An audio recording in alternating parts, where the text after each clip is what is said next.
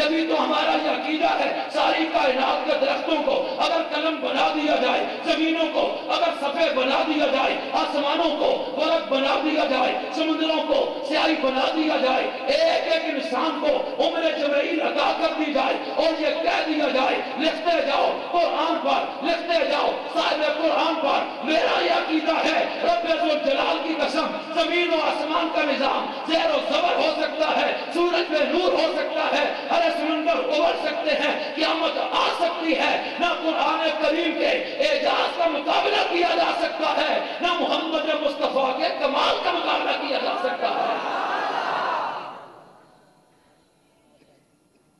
تو حضور کی سیرت کوئی معمولی چیز نہیں، اس کو تو آج تک کوئی اس کا احاطہ ہی نہیں کر سکا، اور آپ کو مبارک ہو، اللہ نے آپ کو ایسا عظیم رسول دیا اور آپ کو ایسے رسول کی امت میں پیدا فرما دیا ہے۔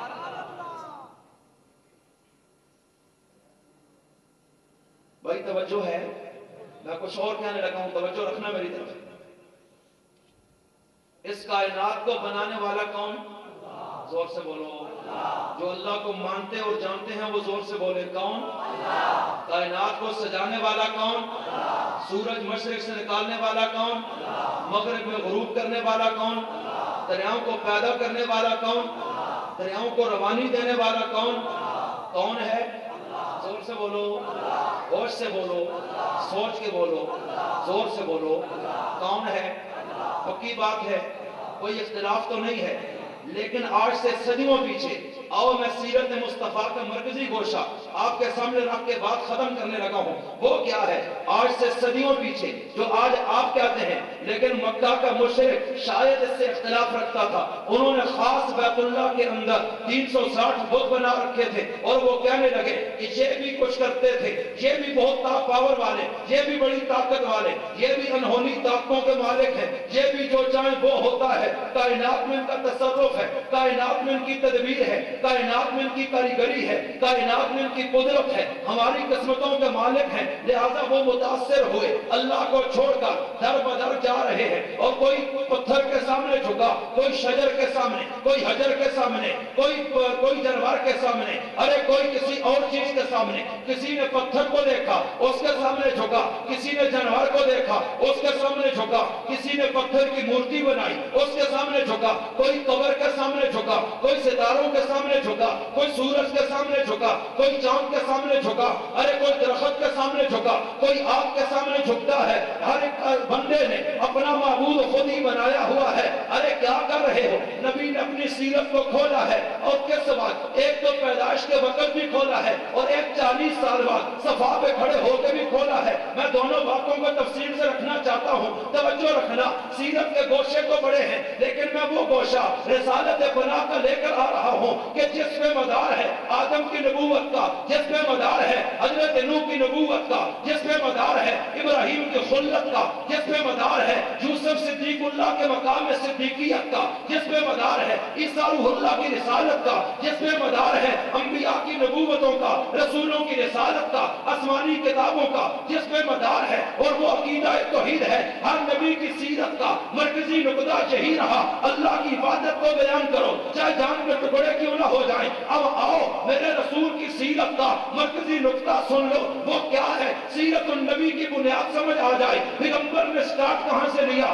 آغاز کہاں سے لیا، پیغمبر دنیا میں آئے کیوں ہیں، پیغمبر کو یہ مقام ملا کیوں ہے، پیغمبر کو اس دنیا میں بھیجا کس مقصد کے لیے گیا ہے؟ تو رسول اللہ اپنے عمل سے، اپنے قول سے، اپنی خطابت سے، اپنی کتابت سے، اپنی ایک ایک ادا سے اپنی آمد کا مقصد کھولتے ہیں، اپنی سیرت کو عالم اشکارا کرتے ہیں، اور ایک وقت آتا ہے کہ جب پہلے اللہ کو ماننے والا کوئی نہیں تھا، اور اب اللہ کے نام پہ بن دیکھے کٹ بھی رہے ہیں، مر بھی رہے ہیں، ہجرت بھی کر رہے ہیں، گردنیں اتاروا بھی رہے ہیں، بچوں کو ذبح بھی کروا رہے ہیں۔ پھر چشم فلک نے وہ منظر بھی دیکھا، ان سے بڑھ کر رب کا عاشق بھی کوئی نظر نہ آیا کہ پہلے یہی لوگ کبھی بتوں کے سامنے جھکتے ہیں۔ نبی نے سیرت کی جھلک پھینکی ہے کہ پھر انہی لوگوں کو دیکھا گیا کہ جو اسی رب کے نام پہ مستانے ہو جاتے ہیں، دنیا کچھ کہتی رہے یہ اللہ اللہ کر رہے ہیں۔ پھر دنیا نے دیکھا بلال حبشی کو، ارے وہ انگاروں پہ لٹایا گیا لیکن ہر حق کہتا رہا۔ پھر دنیا نے دیکھا صدیق اکبر کو چہرے پہ تھپڑ مارا گیا لیکن یہی کہتا ہے اتقتلون يقولون رجلا ان يقول ربي اللہ، اللہ ہی کی صدا بلند کرتا ہے۔ پھر دنیا نے دیکھا اسی عمر ابن خطاب کو جب پیغمبر کی سیرت رات بس چکی ہے، سیرت کا مرکزی نقطہ سمجھ چکا ہے، اسی خدا واحد کی عبادت اور برگاہ میں، اس کے برگاہ میں، اس کے دربار میں اس کائنات کے سردار کو آخر تلوار لا کر قیادت کرتے ہوئے بیت اللہ کے سین پہ سجدہ کروا دیتا ہے، اور یوں یہ پیغمبر کی سیرت کو عملی جامع معاشرے میں پہنا دیتے ہیں۔ توجہ رکھنا، پیغمبر کا عاشق ہو، قبر پرست ہو، میں نہیں تسلیم کرتا۔ پیغمبر کا عاشق ہو، گھوڑے کو معبودیت کا درجہ دے، میں نہیں تسلیم کرتا۔ پیغمبر کا عاشق ہو، وہ پتھروں کو چومتا چاٹتا پھرے، اس کو میں کبھی بھی پیغمبر کا عاشق نہیں مانتا۔ نبی کا عاشق دیکھا ہے، عمر کو دیکھا ہے کہ جب نبی کا رنگ چڑھ چکا ہے، توحید رنگ بس چکی ہے، مرکزی سیرت کے نقطے کو بنا چکا ہے۔ دور خلافت میں عمر جب بیت اللہ کا طواف کر رہا ہے اور 7 صحابہ ہیں، ہاتھ میں تلوار ہے، اور 22 لاکھ مربع میل کے بادشاہ ہیں۔ توجہ رکھنا، ارے پھر بیت اللہ کے ارد گرد طواف کرتے کرتے حجر اسود کو چومنے لگے ہیں کہ یکدم ذہن میں آیا کبھی جاہلیت میں لوگ پتھروں کو چوما کرتے تھے، تو ممکن ہے میرے اس چومنے سے توجہ کوئی یہ سمجھ رہے کہ آج عمر پھر پتھر کو چومتا ہے، تو عمر کھڑے ہو کے کہنے لگے یا حجر، اے پتھر تو پتھر ہے، یہ میرا عقیدہ ہے، نہ تو نفع کا مالک ہے نہ نقصان کا مالک ہے، اور میں تجھے کبھی نہ چومتا اگر آمنہ کا لال تجھے نہ چومتا۔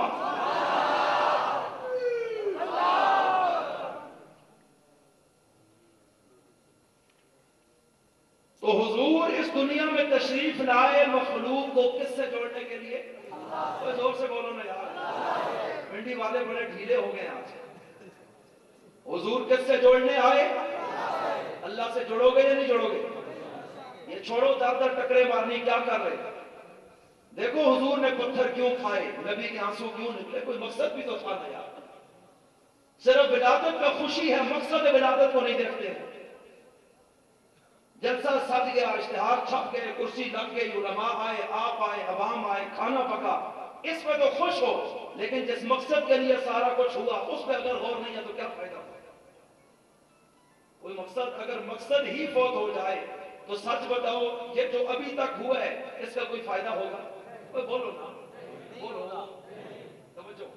اللہ ہمیں حضور کی آمد کا مقصد سمجھنے کی توفیق عطا فرمائے۔ اگر آپ کا ذوق بیدار ہو تو میں اگلی بات کروں، کیوں بھائی؟ توجہ ہے یا نہیں ہے؟ تو اونچا بولو، توجہ ہے؟ تو اب غور کیجئے، میں یہ عرض کرتا ہوں آج سے صدیوں پیچھے آنکھیں بند کریں، مکہ کے ماحول میں جائیں، وہاں دیکھیں کہ کیا منظر تھا، سب کی پہچان ہے، لیکن اگر مکہ والے نہیں جانتے تو کسے نہیں جانتے؟ وہ کسے نہیں جانتے؟ اللہ کو نہیں جانتے۔ ہر در پہ جھکتے ہیں، اللہ کے در پہ نہیں آ رہے۔ ہر ایک سے مدد کا نعرہ ہے، لیکن یا اللہ مدد سے موت پڑتی ہے کہ اگر یہ زبان سے نکلے۔ در در پہ نظر نیاز جا رہی ہے، لیکن اگر نظر نیاز نہیں آ رہی تو کس کے نام کی؟ اور کس کے نام کی؟ اب نبی اٹھے، توجہ